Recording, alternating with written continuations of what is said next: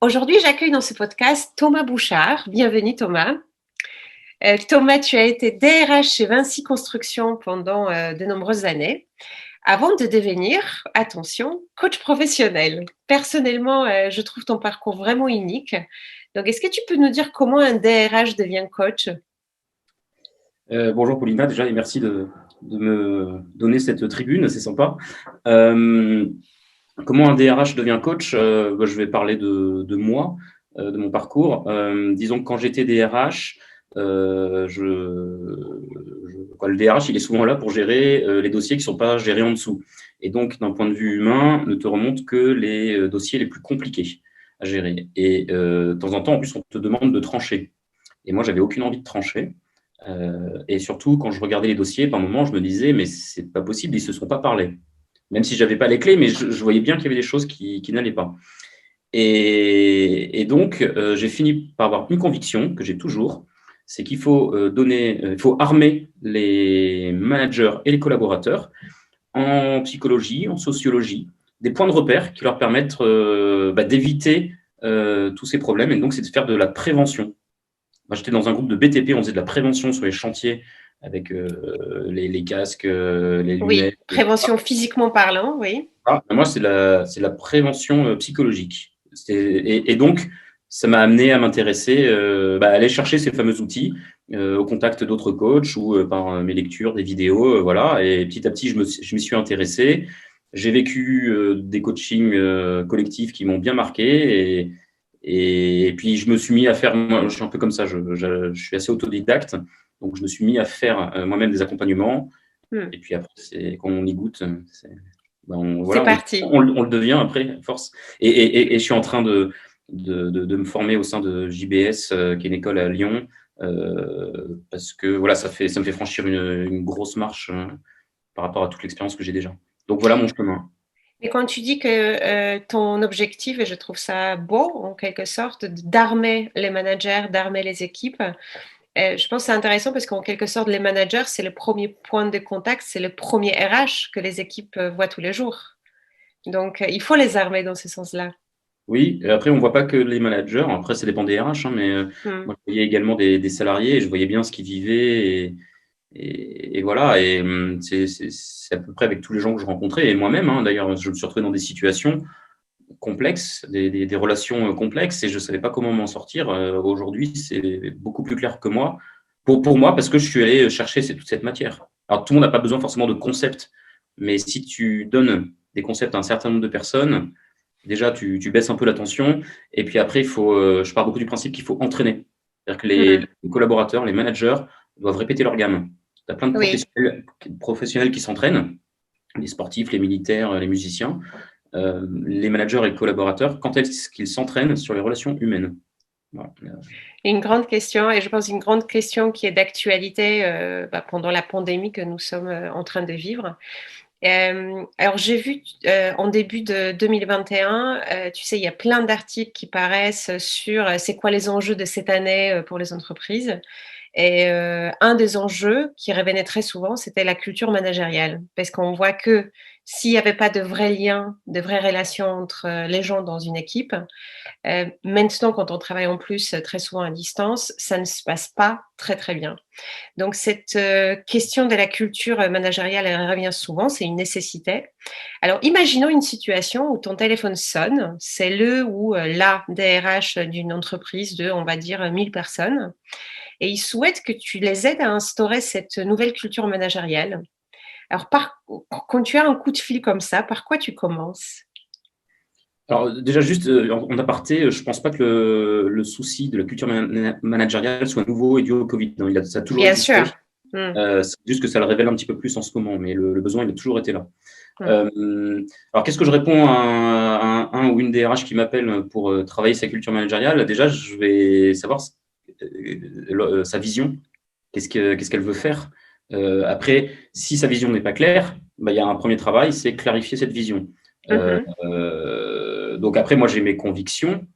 c'est pas pour autant que j'essaie de convaincre le client. Je peux Mm. l'éclairer s'il demande, mais le client, il est libre et il est dans son entreprise, il est autonome. Donc, Mm. donc je peux lui expliquer des trucs, ou vraiment, s'il y a des choses qui coincent, je peux le prévenir, lui dire, Mm. s'il se passe ça, voilà ce qui peut arriver. Mais c'est bien lui qui est libre. Et après, cette vision, si elle est claire dans sa tête, déjà, c'est est-ce qu'elle est partagée Mhm. par le premier cercle, c'est-à-dire son codir. Mm. Et donc, ça, si ce n'est pas fait, ben, on va travailler là-dessus, comment on fait une vision partagée. Et après, est-ce qu'elle est déclinée? C'est-à-dire, est-ce qu'elle est bien communiquée aux gens en dessous? Est-ce qu'ils l'ont tous en tête? Voilà, donc il y a une surcommunication à faire. Mm. Et surtout, est-ce que tout est aligné? Oui. Parce que c'est bien beau de dire, de mettre des valeurs, de les afficher sur les murs et de faire vivre l'inverse à ses salariés. C'est totalement catastrophique de faire ça. Donc voilà. Et là, en règle générale, si tu veux faire changer ta vision managériale, ça veut dire que tu dois changer tes postures. Mhm. Et ça se fait pas tout seul. Il faut se faire accompagner. On peut progresser tout seul, hein, mais c'est quand même un accompagnement peut-être beaucoup plus. Moi, je l'ai vécu quand j'étais DRH, justement, où j'avais travaillé ce sujet-là. J'ai Mhm. amené une vision managériale qui était partagée par le CODIR. Et j'ai des membres du CODIR qui m'ont dit, bah, sur mon périmètre, je veux le faire. Exactement. Et donc, on savait qu'on ne pouvait pas changer nous parce qu'on faisait partie de la problématique. Donc, on était allé chercher des coachs et on a fait un coaching collectif. Mais tu vois, la manière dont on a communiqué en dessous, alors on avait annoncé, on va faire du management libéré. On avait fait une vidéo, mais on n'avait pas donné de définition, on n'avait rien expliqué. Donc c'est à contre-courant de tout ce qu'on peut te dire normalement en termes de communication. Mhm. Et on avait une réponse aux gens qui nous disaient, et c'est quoi la culture managériale? Et la réponse, c'était, bah, écoutez, on ne va pas vous le dire. On En va la revanche, définir ensemble? non, même pas. Non, non On plus. leur disait, nous, à Codir, on va suivre un coaching collectif Mhm. parce qu'on a sûrement des choses à bouger par rapport à cette vision qu'on a. Eh ben, si vous voyez des changements dans notre posture, dites-vous que c'est ça, le management libéré. Si vous ne voyez pas de changement, bah, faut nous le dire parce que ça veut dire qu'on n'est pas allé assez loin. Donc, c'est-à-dire qu'on s'est mis la pression à nous-mêmes là-dessus. Mm. Et Bon, ça a heureusement, marché comment alors? bah, Ils t'ont dit. en fait, ce qui est rigolo, bah, oui, forcément, on a bougé parce que c'était des très bons coachs, donc ils nous ont fait bouger sur nos postures et ça a été remarqué en dessous. Après, la vision initiale que moi j'avais apportée, on n'y est pas arrivé, mais on a vécu autre chose. En fait, il y a des points sur lesquels on est arrivé, il y a des points où on a complètement dépassé, même beaucoup plus vite que ce qu'on imaginait, mais il y a plein de choses où on n'est pas arrivé et c'est pas grave. On est arrivé, on a vécu une aventure, mais au moins les gens ont compris que voilà, on mettait l'accent sur tout ça, sur la prévention des relations, prendre soin Mhm. des relations, voir où ça grippe et être là en soutien. Et, mais ce que j'avais imaginé dans le détail, ça ne s'est pas déroulé comme ça. Et c'est ça qui est important, je pense aussi. Avoir une vision et pas être amoureux de sa vision. Donc en fait, la vision pour toi, c'est un point de départ. Et après, on va voir à quoi on arrive par rapport aux personnalités de chacun, la dynamique de l'équipe. C'est ça. Et finalement, ça s'est construit en faisant vivre les choses aux gens. Alors là, je te parle de mon expérience, hein. Il y a d'autres entreprises qui construisent une vision, une vraie stratégie pour y arriver. C'est beaucoup plus rationnel. Euh, Mhm. Nous, on a vécu une aventure. Voilà. Moi, maintenant, j'ai quitté mon ancienne entreprise et je sais qu'il y a plein de choses qui perdurent et qui vivent et ça continue. Il y a même des endroits où ils essayent de se dispenser de managers. Donc, tu vois, ça fait penser aux entreprises libérées. Tu dis au sein d'un grand groupe, tiens, c'est marrant. C'est parce on n'a pas cherché à attaquer ça tout de suite. C'était pas notre vision. C'était plutôt d'armer les gens. Mais Mm. n'empêche que, bah, il y a un endroit dans un périmètre, il y a des équipes qui ont envie de faire ça. Ça me fait penser aux méthodes agiles aussi qu'on peut utiliser, bien sûr, dans tout ce travail sur les relations entre les gens dans des équipes. Parce que c'est vrai qu'on part d'une vision, d'un souhait, et après, en fait, on le teste, on regarde à quoi on peut arriver, et on n'arrive peut-être pas à ce qu'on a prévu au départ, mais ce n'est pas grave. Si c'est expliqué dès le départ aux gens de cette manière-là, ça peut bien se passer malgré tout. Et là, j'avais effectivement une question parce que je me dis, on travaille sur une vision au niveau de Codir. Cette vision, comme tu disais, peut être communiquée à toute l'entreprise. Mais est-ce que cette question de, je reviens à la culture managériale, est-ce qu'elle peut être gérée justement en top-down? Donc, vision, on la communique et on essaie de déployer. Ça ne se déploie pas. Si, ça se déploie parce que si tu veux que ça fonctionne, il faut que la vision, elle soit partagée au sein de ton codir, mais également au sein de l'entreprise. Et donc, la déployer, ça veut dire quoi? Ça veut dire que les gens du codir, ils doivent aller sur le terrain pour l'expliquer et laisser des gens poser des questions pour qu'ils se l'approprient et lever tous les doutes qu'il peut y avoir. Donc là, on parle de déploiement. Et après, il y a tout un travail de fond. Justement, quand je te parlais de cet alignement, c'est est-ce que notre organisation est alignée avec la vision, mais est-ce que nos postures sont alignées avec cette vision, et est-ce que les postures des gens qui sont en dessous sont alignées avec cette vision. Et donc là, il y a des séminaires à organiser, il faut se poser en fait pour discuter, voir ce qu'on change, ce qu'on ne change pas. Et donc si ça se décline, il y a un gros travail de déclinaison. En termes d'organisation, tu vois, si j'ai une DRH d'un groupe de 1000 personnes, je vais lui parler du nombre de Dunbar. C'est quoi? Explique-moi. Dunbar, c'est un psychologue qui a mis sur la table la notion de tribu. Le chiffre, il est entre 150 et 200 personnes. Je vais t'expliquer la différence entre une équipe, une tribu et une communauté. Une équipe, c'est un peu comme une famille, c'est jusqu'à 10, 15 personnes. Et là, c'est très fusionnel. C'est-à-dire que le matin, je te croise, juste en te regardant, je sais comment tu vas et je tiens compte, j'anticipe tes comportements pour modifier mes propres comportements. Tu vois, c'est ça qui est fusionnel. Ça ne veut pas dire qu'on s'entend. Hein. Bien sûr. Ça. Une tribu, c'est plus gros. Et comment dire, dans une tribu, tout le monde se connaît plus ou moins. Il y a des équipes à l'intérieur de la tribu, bien entendu. Mais surtout, t'as pas besoin d'une grande organisation en termes de communication, tout ça, parce que c'est encore à taille humaine. Et quand le chef de la tribu dit aux petits Indiens, allez, on replie les tentes pour aller chasser le bison à l'ouest, tous les Indiens se sentent concernés. Quand le patron d'une PME annonce à tout le monde, on va s'ouvrir à l'international, le chef d'atelier, il se sent pas concerné. Alors que dans une entreprise de 100 personnes ou 150, il va se poser des questions et voilà. Comment ça l'impacte, oui. Et donc, tu vois, sur une équipe de 150 personnes, quand tu annonces ça, tu as intérêt à aller discuter avec le chef d'atelier pour lever ses doutes. Et voilà. Par contre, sur une entreprise de 1000 personnes, même si c'est une grosse entreprise qui n'a pas de filiale et tout, tu dois bien retrouver des regroupements, des clusters de 100, 150 personnes ou 50 personnes même. Et c'est à ce niveau-là qu'il faut décliner. Donc, en fait, tu divises la population par ces tribus, 11 tribus, et tu travailles avec les tribus, en fait. Oui, et je pense que le CODIR doit se dire aussi que quand on va aller décliner tout ça, il faut être au contact des gens et qu'on remonte aussi ce qu'ils disent par rapport à la vision. Oui. Et qu'on le retravaille en CODIR. C'est pas quelque chose qui est figé, quoi. C'est un organisme vivant, oui. C'est un organisme vivant, c'est exactement ça. Et tu fais bien, de toute façon, tu fais bien avec les gens qui sont dans l'entreprise, donc tu es obligé de faire avec eux. Si c'est que top-down, ça peut pas trop fonctionner, quoi. Complètement. Et à ton avis, quelles sont les attitudes clés à développer chez les managers et leurs équipes? Si tu devais en choisir, on va dire 3. Alors attends, j'avais préparé, parce que j'avais réfléchi à cette question qui n'était pas simple, parce qu'il y a beaucoup de choses. Je vais dire des choses peut-être classiques, mais une attitude d'écoute. Alors quand je dis ça, c'est qu'il y a différentes manières d'écouter. Je peux écouter en me taisant, donc déjà, il faut apprendre à se taire. Et chez les managers, les dirigeants, c'est pas toujours là, mais il faut apprendre à se taire pour écouter vraiment la personne qu'on a en face. Je peux te poser des questions pour m'intéresser à comprendre vraiment ce que tu veux dire. Tu sais, tu as la fameuse technique des 5 pourquoi. Hein. Tu as plein de manières de le faire. Mais avant tout, vraiment, c'est je dois comprendre ce qui se passe dans ta tête. Parce qu'on est tous des êtres raisonnables dans le sens où on raisonne, et donc je dois comprendre ton raisonnement. Et l'écoute, le but de l'écoute, c'est ça, en fait, avant tout. Et sans jugement, voilà. Donc là, l'écoute. La deuxième attitude, c'est la prise de décision, et j'ai mis un / prise de risque.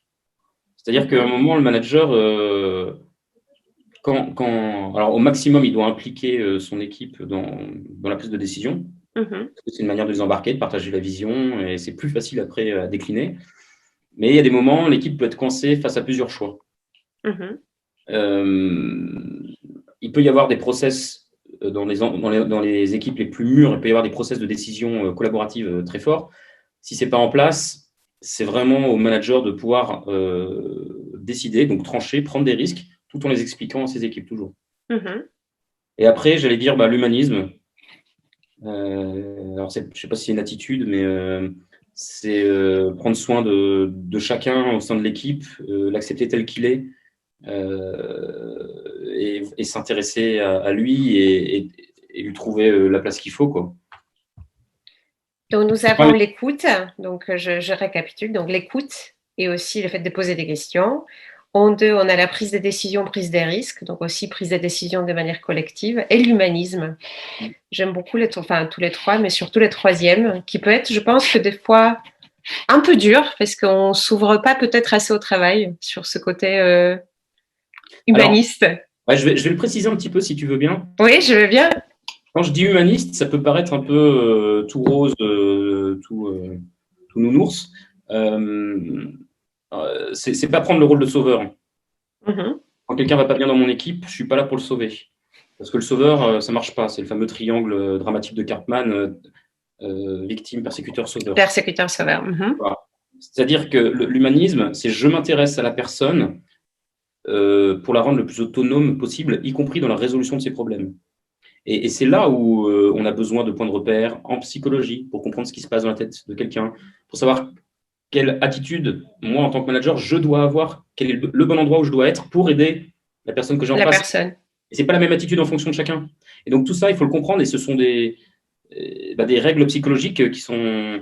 Alors, toute la théorie existe depuis les années 50, 60. Tout est écrit. Il suffit juste de s'y intéresser. Et, euh, et voilà. Mais tu vois, par exemple, ou en analyse transactionnelle, pour ceux qui connaissent, avec les postures de adulte, parent, enfant. Quand je prends une posture de parent, je provoque forcément une posture d'adulte, d'enfant chez l'autre. De l'autre côté. Mhm. Voilà. Et quelle est la différence entre le parent et l'adulte? C'est que le parent, il reproduit les schémas qu'il a eus lors de son éducation, alors que l'adulte, il a fait le tri. Et Mm. tu vois, et c'est cette notion de choix, moi, qui m'a guidé dans ma vision de culture managériale. Je me suis dit, ben, nous, direction, si on décide d'être adulte, ça veut dire qu'il faut mettre les salariés en position de choix. Bien sûr. En position d'adulte également. Mm. Et voilà. Et pour ça, si tu veux, quand tu penses au système de primes, Mhm. un manager, il donne les primes aux gens de son équipe. C'est du Oui. parent-enfant. Et c'est pour ça que très souvent, ça râle en dessous. Alors que si tu dis à l'équipe, par exemple, voilà l'enveloppe, c'est vous qui décidez la répartition, Mm. et je vais vous accompagner sur le processus pour pas qu'il y ait d'injustice, de machin, de trucs, eh ben, tu responsabilises les gens, tu les mets en posture de choix, et c'est bien plus gratifiant. Mm. Et aussi, il voit que c'est un sujet qui est complexe. Donc, il ne râle pas parce qu'il voit la complexité. Et oui, parce que tu les mets en responsabilité. Et donc, tu vois, l'humanisme, il est là-dessus pour moi. Oui, je vois très bien. Et ça me fait penser, au Canada, il y a un mouvement qui s'appelle, un mouvement ou technique, je ne sais pas trop comment on appelle ça, qui s'appelle les rémunérations cocktail. C'est-à-dire qu'en fin d'année, si tu as bien travaillé, au lieu de te donner une prime ou une augmentation, on va te proposer plein d'options. Des meilleures garanties sur ma mutuelle, une meilleure cotisation pour ma retraite, un meilleur véhicule de fonction, ou quoi que ce soit, et c'est toi qui choisis ce que tu veux. Donc c'est une manière de les remettre en choix. C'est super intéressant et ça me fait penser parce que tu parles de cette relation adulte à adulte. Et c'est une question que je me pose souvent. Je voudrais bien savoir ce que tu en penses. Donc, pour améliorer un peu les relations dans une équipe, est-ce que ça serait une bonne idée qu'en fait chacun fasse un travail sur soi déjà? Est-ce que ça nous éviterait plein de problèmes dans les équipes? Alors oui, mais c'est pas suffisant. Mhm. Euh, oui, oui, c'est énorme, mais il y a un travail sur soi à faire pour se comprendre, déjà pour comprendre tes besoins et être en capacité de les exprimer. Déjà, Mm. si tu fais ça, c'est énorme. Mais après, il faut créer l'ambiance pour que chacun se sente assez en sécurité pour pouvoir les exprimer. C'est vrai. Parce que tu peux être au clair avec toi-même et ne pas le transmettre parce que en face de toi, il y a que des gens qui t'envoient des scuds. Donc, et ça, c'est le rôle un peu du manager de créer ce terreau, quoi. Oui, c'est vrai, c'est Donc, il y vrai. a quand Donc, même un travail collectif à faire. il y a les deux à faire, tout à fait. C'est pour ça Et que je te pour, parlais d'armes psychologiques et d'armes sociologiques. c'est vrai, il y a deux choses, deux niveaux de lecture. Et pour toi, Thomas, c'est quoi les clés d'un bon coaching? Hmm. Euh, J'avais pris quelques notes, je vais reprendre aussi pour avoir les idées au clair parce que c'était une bonne question. Euh, Un bon coaching. Ouais, j'ai noté, tu vois, c'est remettre le coaché dans une envie de traiter les problématiques Mhm. qu'il n'arrivait plus à résoudre. Hmm. Donc sortir en fait des sujets où il était en difficulté et en fait l'aider à faire face. L'aider, mais non pas en lui donnant des conseils, mais c'est lui qui doit Oui. trouver les clés et qu'il ait l'envie de l'utiliser. Et quand je dis ça, il y a cette notion, si tu veux, de zone de confort, de Mhm. zone de progrès, de zone de danger. Ta zone de confort, dans ta zone de confort, ça se trouve, il y a des situations que tu vis, mais auxquelles tu n'as pas envie de t'attaquer, mais ça te crée quand même des problèmes. Donc ta zone de confort, elle n'est pas forcément confortable. Hmm. Ta zone de progrès, ça, c'est l'objectif du coaching, c'est de te sortir de ta zone de confort et de te faire des petits pas, où tu te sens, tu t'autorises des choses, mais avec des protections pour éviter de tomber dans la zone de danger. La zone de danger, c'est ça, je me sens vraiment pas capable de le faire, ou c'est si je le fais, je ne sais pas du tout ce qui va se passer, c'est hyper risqué. Et Hmm. donc, l'idée, c'est vraiment ça. C'est je te sors de ta zone de confort parce que tu as identifié un endroit qui n'était pas confortable, en fait, et c'est toi qui vas essayer de le résoudre avec des protections. Et dans le monde de l'entreprise, parce que je me dis très souvent, tu vois, il est surtout dans l'environnement corporate, c'est très important de montrer qu'on est toujours capable, qu'on a les compétences, on se met des masques, on aime beaucoup ça dans les entreprises, surtout des grandes entreprises. Et comment tu arrives à faire ressortir ces zones on va dire, ces zones de challenge, en fait, d'enjeux qui sont nouveaux? Parce que les gens, ils vont te parler surtout de leur travail actuel, de comment ils arrivent à bien s'en sortir, même si des fois il y a des problèmes. C'est facile ou pas de ressortir toutes ces zones un peu de difficulté? Bah, j'allais dire, la réponse, il y aura autant de réponses que de coachés. Mm. Mais moi, mon métier, ça va être d'aller chercher des situations réelles. Oui, La personne est coincée et de la faire parler parler. sur son ressenti, notamment, Mm. sur ses besoins. Mm. Et pour la mettre en action, j'allais dire, finalement, si tu veux être fort en entreprise, il faut montrer ta vulnérabilité. Et ça, je sais que c'est un sujet qui fait beaucoup débat sur ceux qui ne l'ont jamais testé. Et Oui. c'est parler de ses peurs. Mm. Parle de tes peurs. Alors, on peut utiliser le mot crainte, inquiétude. Si tu parles de tes peurs, c'est là où tu es le plus lisible. Tu deviens lisible pour les autres et donc tu deviens quelqu'un de sûr. Et l'homme, il a besoin, dans les relations humaines, pour la confiance, on a besoin de sécurité. C'est vrai. Et donc, si tu parles de tes peurs, c'est beaucoup plus simple. Après, il y a des gens qui ne se sentent pas capables de parler de leurs peurs à leur N+1. Et dans ce cas-là, ça les met en danger. Dans ce cas-là, on va voir dans leur entourage, pas forcément professionnel, avec qui ils peuvent essayer de parler de leurs peurs. Ça, c'est la fameuse protection. Et puis, le but, c'est de leur faire vivre une fois ou deux, donc d'une séquence de coaching à l'autre. Ils ont des Mm. objectifs. Pour vivre ces choses-là, c'est des petits pas, hein. Et qui reprennent confiance là-dessus. Et au fur et à mesure, ils vont l'intégrer et se sentir plus forts pour y arriver. Voilà, c'est vraiment l'objectif. Et je pense aussi que c'est très important, et je vois de plus en plus des DRH, des DG d'entreprise qui comprennent ce besoin de prendre des coachs externes pour aider les collaborateurs à se dépasser, en fait, à aller plus loin. Parce que très souvent, il y a cette peur de parler de nos craintes, de nos peurs, de nos faiblesses à quelqu'un de l'entreprise. Ouais, alors, je ne vais pas dire se dépasser, moi au contraire, c'est confortable en fait Ah, quand on en parle. Parce qu'une fois qu'on sait le faire, bah, tu as beaucoup moins de problèmes en fait. Donc c'est vrai, hein? ouais, et je plains plus les gens qui ne le font pas en fait. Je me dis ça va être plus dur pour eux. Donc ça c'est c'est ma conviction. Après, il y a beaucoup de DRH et même de patrons qui se forment au coaching. Mhm. Moi, dans mon école de coaching, il y en a, hein, on n'est pas que des coachs indépendants. Et donc, ça, c'est chouette, c'est des bonnes nouvelles. C'est-à-dire que c'est des gens qui travaillent sur eux, qui travaillent sur tout ce que je t'ai raconté. Et donc, quand ils reviennent en entreprise, tu imagines la puissance qu'ils vont avoir. Après, le fait de prendre un coach externe, Mhm. que quand tu accompagnes quelqu'un, il faut que toi-même, tu ne fasses pas partie de son problème. Et donc, un DRH peut accompagner quelqu'un de son entreprise, Mm. mais à un moment, tu vois, si c'est la vision de l'entreprise qui est le problème, si c'est le management, le machin, le truc, j'en sais rien, mais bah, le DRH, il en fait un peu partie aussi. Et donc, ça demande un très gros travail pour le DRH sur lui-même pour réussir à se détacher de tout ça. Moi, j'ai été coach interne pendant quelques années, je l'ai vécu ça. Donc, il faut beaucoup se détacher. Quand j'avais un prescripteur, un patron qui me disait, tiens, tu peux pas coacher un tel, je lui disais, OK, par contre, il y a des règles de déontologie, et notamment, je ne te dirai rien de ce qui se dit en coaching. Rien. Bien sûr. C'est le coaché qui te Et racontera moi. des choses. Donc, on fera des points, mais moi, j'ai une confidentialité absolue que je dois mettre en place lors de ces entretiens si on veut que ça sorte. Et moi, avec la personne, je suis en non-jugement, on écoute pour qu'elle puisse se livrer, justement, et de temps en temps, juste ça, ça fait du bien. Mais si ce lien de confiance est cassé parce que je rapporte au supérieur, ça ne marche C'est pas. impossible. C'est Et donc, impossible. la solution de facilité, c'est les coachs externes, en Oui, effet. oui, oui. Je pense effectivement c'est une très très bonne solution. Est-ce que tu as en tête un coaching qui t'a marqué, où tu as été surpris par les résultats Oui, d'une équipe ou d'une personne?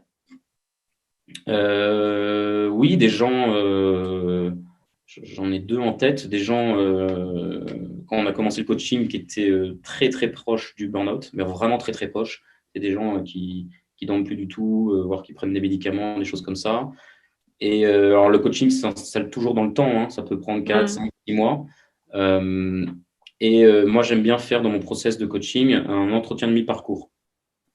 Donc, c'est-à-dire 2 ou 3 mois après le démarrage, on se pose avec le N+1 et pour faire un bilan. Et là,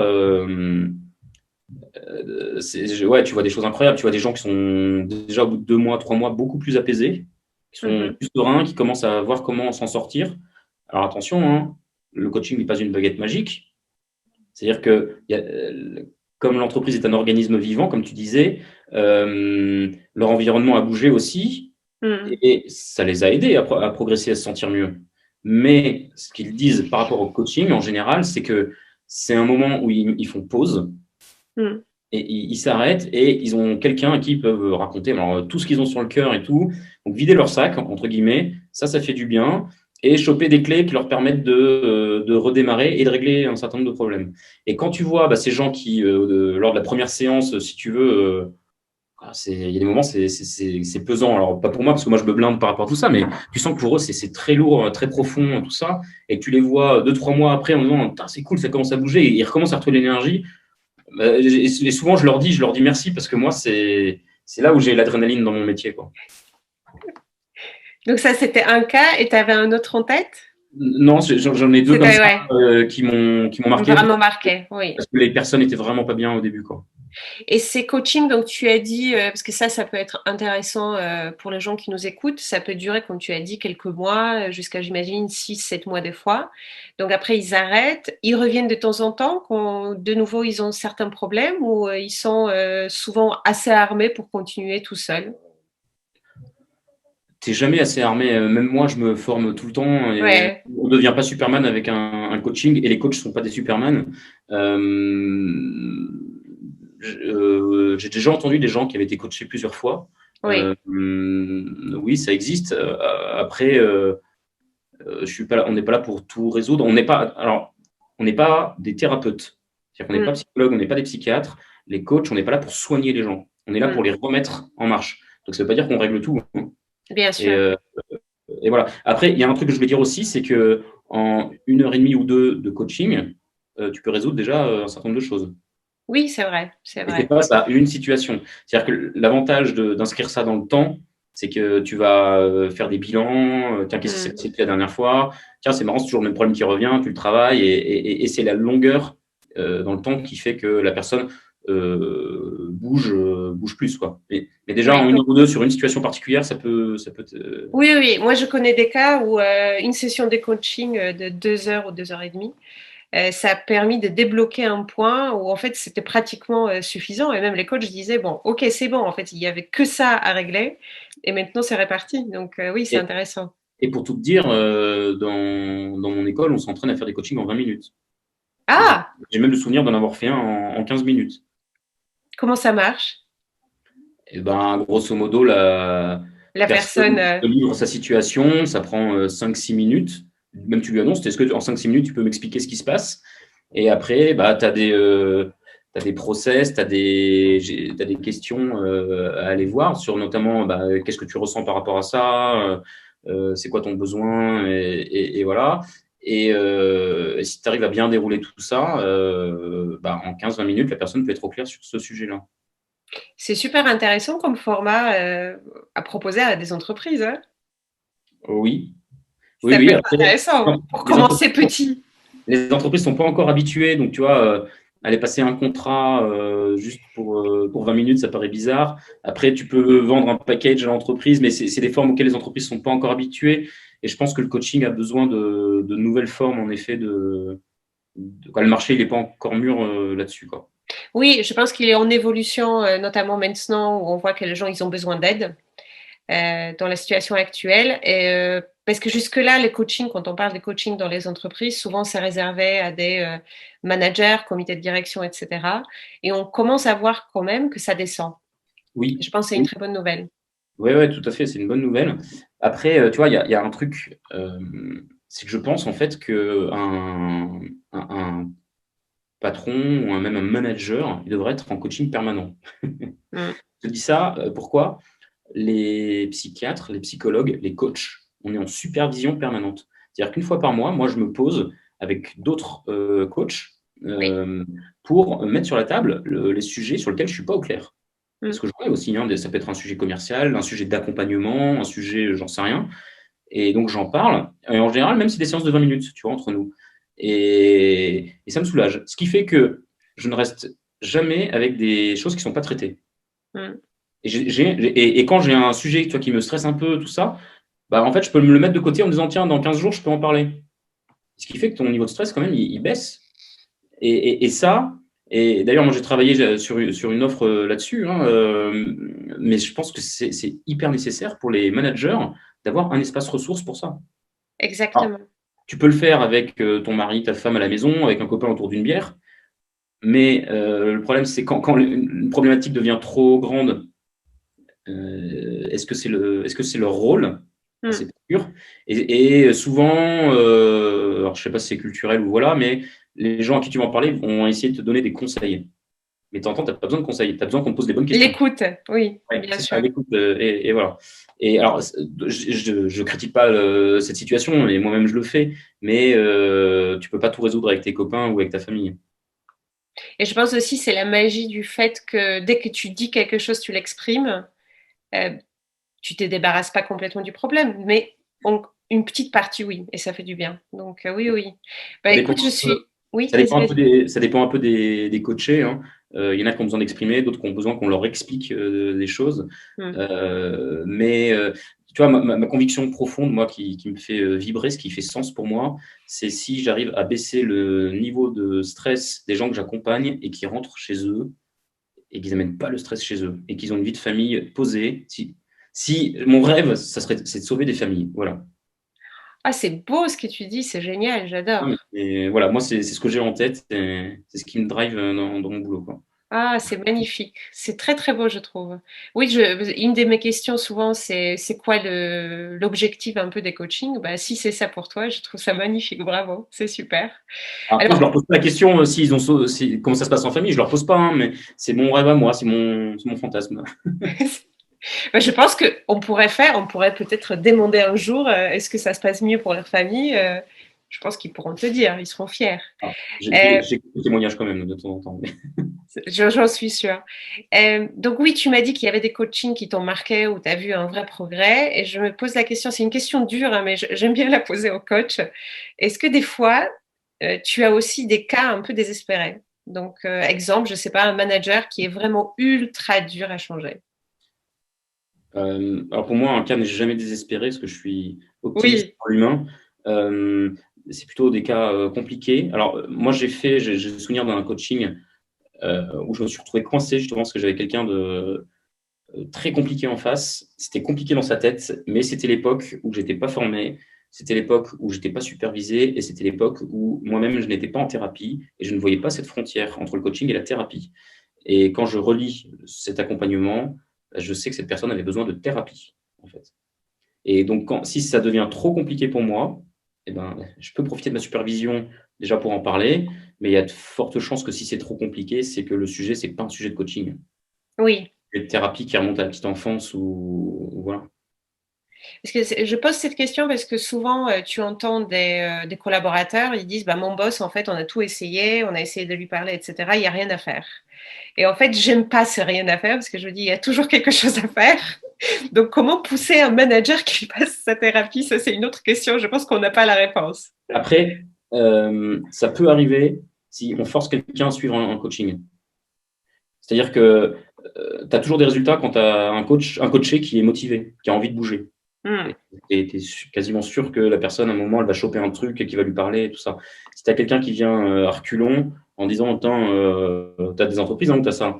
Oula, on m'envoie faire un coaching, mais ça va, j'ai pas besoin d'être soigné, justement. Tu vois, c'est assimilé dans le monde de Oui. la psychiatrie. Mmh. Si la personne vient comme ça, c'est pas très bien. Oui. Alors Là, c'est après, c'est à moi de compliqué. discuter avec elle pour voir, tiens, qu'est-ce que vous avez en tête derrière le mot coaching, voilà ce que c'est, voilà ce que c'est pas. Et après, on regarde si on peut avancer. Alors, dans les contrats de coaching, il y a très souvent une clause qui dit que aussi bien le prescripteur, donc le N+1, que le coaché, que moi, on peut arrêter le coaching à n'importe quel moment. Sans justification, sans besoin Bon, d'expliquer pourquoi. moi, je Si demande ça. juste parce qu'on se voit à trois, donc on, Mmh. on en discute parce qu'il faut être responsable aussi de ce Bien choix. sûr, Mais si une personne décide d'arrêter, on arrête. bien Ça sûr. m'est Oui, jamais, oui. ça m'est jamais arrivé, mais Oui, c'est la liberté de chacun de bien sûr ouais, prendre cette c'est ça, rendre décision. les gens autonomes aussi, c'est ça. Mais en étant responsable, Mmh. en assumant ses choix. Très bien. Hem, alors maintenant, donc on va changer un peu de contexte parce qu'on était dans cette grande entreprise de 1000 personnes, avant. Et imagine, je suis un manager d'une petite équipe, j'ai pas vraiment de moyens pour me permettre un coaching, les temps sont durs. Je vois que mon équipe est sous tension, je j'ai fait de mon mieux, donc je m'en sors comme je peux, mais j'aurais besoin d'une bonne fée qui souffle à mon oreille un petit conseil, ça serait quoi? Alors, si jamais il connaît, voilà, son conseil, le conseil que je pourrais lui donner, c'est cherche un coach quand même, appelle-le, et peut-être que juste en 10 minutes au téléphone, il va te donner quelques clés. Oui. Ça, c'est un peut-être, hein, c'est rien de sûr. Mais après, il y a moi, je sais que dans certains cas, quand j'accompagne des entreprises dans lesquelles je crois et qui n'ont pas beaucoup de moyens, je peux adapter mes tarifs aussi. Mmh. Parce que j'y crois. Et j'ai même envie de tester un truc, j'en rêve depuis des années, mais je ne l'ai jamais fait encore. J'ai envie de dire, dans un cas comme ça, j'ai une situation commerciale en tête actuellement, une mission qui a l'air vraiment bien, à laquelle je crois, parce qu'elle est humaniste, et voilà. Et j'ai envie de dire au client, voilà, mon tarif à la journée, c'est ça, mais c'est toi qui vas fixer le prix, c'est pas moi. Parce que tu fais en fonction de tes besoins, de tes moyens. Tes moyens, oui, oui. Voilà. J'ai envie de le faire Et comme ça. Et même si c'est un quart de ce que j'imaginais, bah, j'irai parce que la mission, elle a du sens pour moi. Et je pense aussi que souvent, justement, on a cette impression que coaching c'est cher, que c'est uniquement pour les hauts dirigeants, etc. Ce qui n'est plus vrai du tout. Et je pense que ça peut être intéressant d'offrir la possibilité de tester peut-être au départ gratuitement, comme tu dis, ou à un prix voilà, qui définisse eux-mêmes.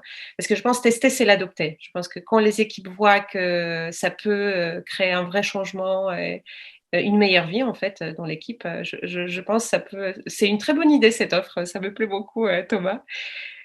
Après, il faut bien choisir. Le monde du coaching, il est très, très large et il y a un peu de tout. Donc, il faut faire Mm. attention, entre guillemets. Il faut essayer de se renseigner un petit peu sur qui accompagne sur le coach, quoi, hein, parce que Bien sûr, oui, n'importe qui toujours. peut se dire coach, mais est-ce qu'il a la formation, est-ce qu'il a l'accompagnement dont je t'ai parlé? C'est ce qu'on appelle la, l'hygiène professionnelle, tu vois, la Mm. thérapie et le Supervision, oui. la formation en fait partie aussi. Quelqu'un qui n'a rien de tout ça, et qui a jamais, un coach qui n'a jamais travaillé sur lui, tout ça, qui a jamais bon, ben, tu peux te poser un certain nombre de questions.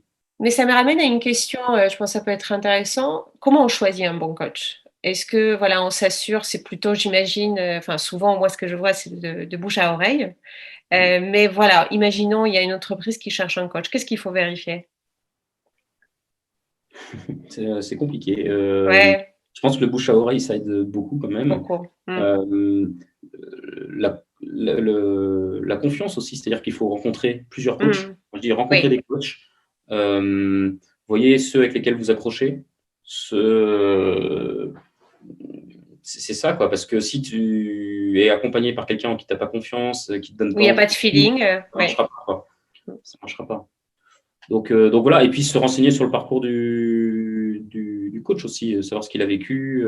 Voilà, quelqu'un qui sort d'une école de commerce et qui a 21 ans et qui veut faire du coaching, à la limite, pourquoi pas, mais on peut se dire qu'il n'a pas d'expérience en entreprise et il n'a pas vécu un certain nombre de choses qui vont lui permettre d'accompagner les entreprises. Après, je connais des jeunes coachs qui se sont formés au coaching contre tous ces trucs-là. Donc, c'est pas une question d'âge, c'est une question d'expérience. Mm. Oui, oui, je pense, je pense. Une petite dernière question. Est-ce que tu peux nous recommander des livres ou peut-être tu es en train de lire quelque chose en ce moment que tu aimes beaucoup? Alors, C'est quoi? je crois que j'ai jamais réussi à lire un livre de management de ma vie. J'ai jamais, j'y arrive pas. Pourtant, je suis un grand lecteur, je lis beaucoup de choses, mais les livres de Mais pas management, ça. non. Alors, en fait, quand c'est trop, pourtant, je Théorique. m'intéresse énormément à la théorie, forcément, parce que j'ai besoin de concepts, j'ai besoin de tout ça, mais je les regarde autrement, soit en discutant avec d'autres personnes, via ma formation, voilà, mais euh, bah, si on veut travailler sur soi, je dirais le chevalier à l'armure rouillée ou l'armure qui rouille, je ne sais plus comment il s'appelle, D'accord. qui est un super bouquin, justement, qui raconte une histoire, donc ça me va bien, et qui balance des trucs psychologiques. Je dirais un film. Oui. Si vous voulez comprendre les émotions, c'est vice-versa de Disney et Pixar. Ah oui, très bien, bien sûr. Ça explique ce qui se passe dans la tête, quoi. Et il est honnêtement hyper bien fait, quoi. On sent qu'il y a C'est eu des vrai. professionnels derrière. Mm. Donc, voyez-le, revoyez-le, essayez de comprendre la profondeur qu'il y a dans ce dessin animé. Et voilà. Et après, sinon, je sais pas, il y a La sagesse du coach de Vincent Lennart qui est pas mal. Ouais, il y en a plein, hein, mais il y en a presque trop, en fait. Oui, je suis d'accord. Bon, on a déjà 3 choses, c'est très bien, on va regarder ça. Super. Un grand merci Thomas pour ton temps et pour ces échanges. Bah, merci beaucoup, Paulina. C'était génial. J'ai pris beaucoup de plaisir. Et puis, c'est sympa de pouvoir parler de mes convictions. J'espère pouvoir toucher des gens. C'est super. Merci beaucoup Thomas.